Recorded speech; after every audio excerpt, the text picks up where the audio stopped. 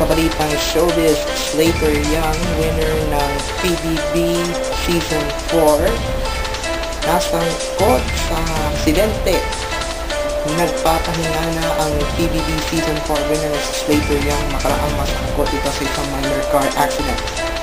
Sinabi ni Slater na nagmamaneho na ito pauwi sa kanilang bahay sa Cebu na maaksidente yung mga ito sa dead end. Salaysay ng binata, akala niya ay nasa main road pa siya ng subdivision at mabilis ang pagpapatakbo at inaantok na siya habang nagmamaneho. Sa sobrang lakas ng pagkapak nito sa brake upang maiwasang sumalpok sa isang leg, natapilok ang kanyang paa.